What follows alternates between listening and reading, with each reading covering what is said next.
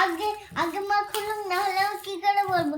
আগে বলুক তারপরে তো ওটা বলছি, না হলে আমি তো কি জানি কি কিনেছে, আমি তো জানলে বলতাম, আর জানি না তা কি করে তোমরা কি শুনলে জিনিস আমার ছোট্ট কিনেছে। সোনা কত সুন্দর ভয়েস ওভার দিল। হ্যাঁ, আগে যখন আগে এই মা জিনিস খুলুক, দুটো না আমি হলে আমি আনবক্সিং কি করি করে বলবো? তখন ওরা আগে বলুক রীতিমতো নিজেদের তারপরে মতো তো ভয়েস ওটা ওভার দিতে বলছি, থাকে। যেহেতু না হলে ভিডিওটা আমি তো কি করছিলাম তো জানি মেয়েদের কি ভয়েসগুলো মিউট কিনেছে, করে দিই, আমি আর তো ছেলের জানলে ভয়েসটা রাখি। বলতাম, আমার আর কাছে ভালো জানি না লাগছিলো তা বলে কি করে বলবো? তোমাদেরকেও একটু শুনিয়ে নিলাম। এই দেখো আমি বাজার থেকে নিয়ে এসেছি দুটো ফটো ফিল্ম কিনে, তো সেগুলোই আমি আনবক্সিং করছিলাম। তো ছেলে মেয়ে জানে না, ওই জন্য ওরা বলছে যে কী এনেছে জানি না, আগে দেখি।